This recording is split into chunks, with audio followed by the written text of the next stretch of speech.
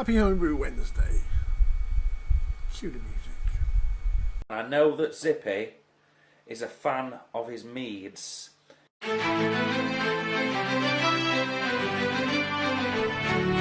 weak-livered milk drinkers, gonna let your throats run dry.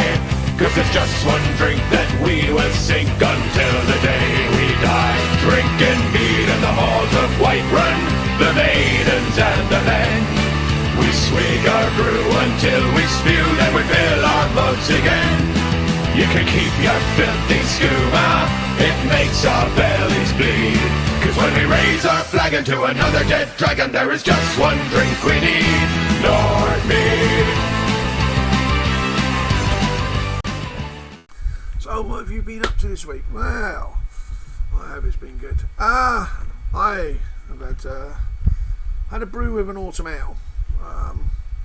I did a butternut squash, similar to a pumpkin ale, but I use butternut squash. I've heard the flavour slightly different, and I like butternut squash. So, and I have loads because I grow it. So I thought, well, do you know what? I'll do that instead of pumpkin. Very similar flesh, fruit, slightly different flavour. So I've done that. And update on the wild hop beer that I brewed recently. Now, I had a little sneak taste with a wine thief. Those hops I thought were fugglish when I threw them in to the boil. Certain aroma. I thought, oh, smells familiar. Well, I had a little taste for a wine thief, and yeah, very soft, florally note, a little bit of grass. Now they were late boil additions. I bittered with Challenger because I know what the background note of Challenger is. So I pulled out all the flavour from these wild hops. Very fuggle-like. So yeah, I think someone's either it's wild bird droppings or something, seed, I don't know, but yeah, so the rhizome will be coming home, and we'll go and dig that up later. As soon as we've had a few frosts, it's time to go and dig. So that one's fermenting. It tasted really nice actually. It's very pale because I only did I did more or less like a smash beer. I only did something like 2 kilos of flagon. 2 kilos of Marisol, 1.5 kilo of flagon.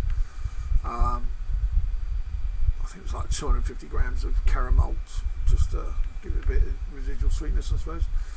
And that was it really, and just hop additions. So yeah, not a lot of.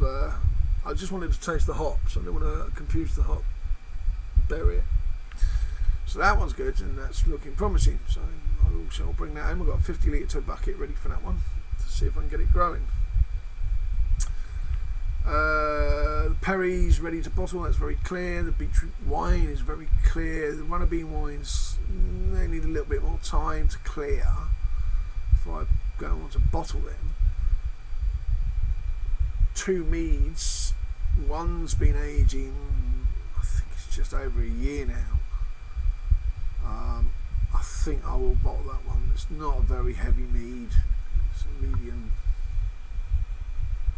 wine. It's 12%, I think it was. So that one I will bottle because I need the carboys, because I'm going to do a proper Vikings blood mead.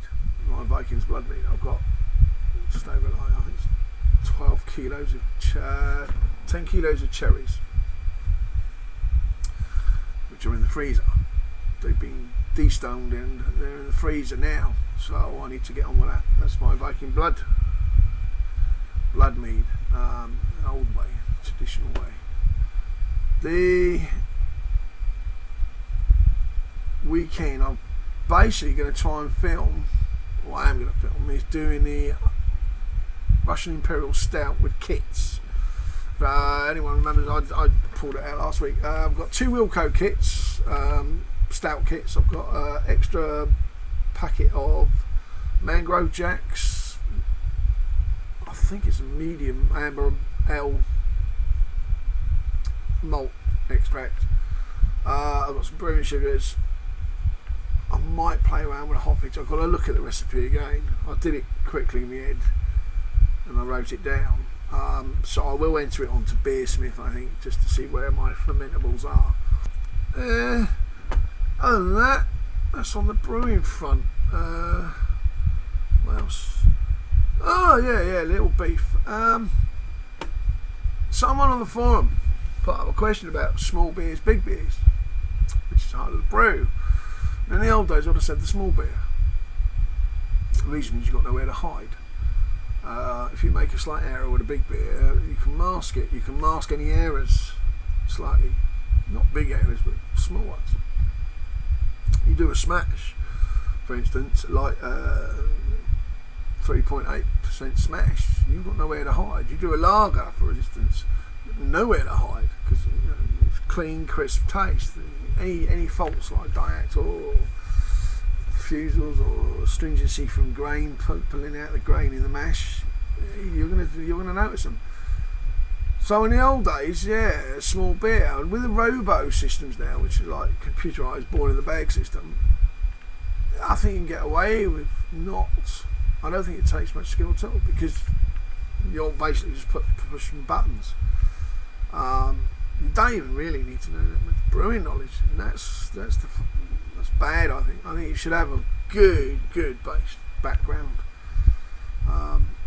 Buy the system, but still learn how to all the different brewing things. You're never going to come across certain errors like mashing out and pulling the grain, astringency of the grain. But you should know all the basics. So I was saying a small beer, and I got a lot of flack for it, and I was like, whoa, you can't mask the errors. And someone said, why should I brew a small beer? I drink session beers. I like my session beers. I sit there and drink about 5 or 6 and still get up in the morning and not a problem. So I don't want an 8% beer every day or 6% beer every day. It's too much. Just want a nice little session beer to go with me dinner and that. So yeah, I got beef, and my argument is challenge yourself.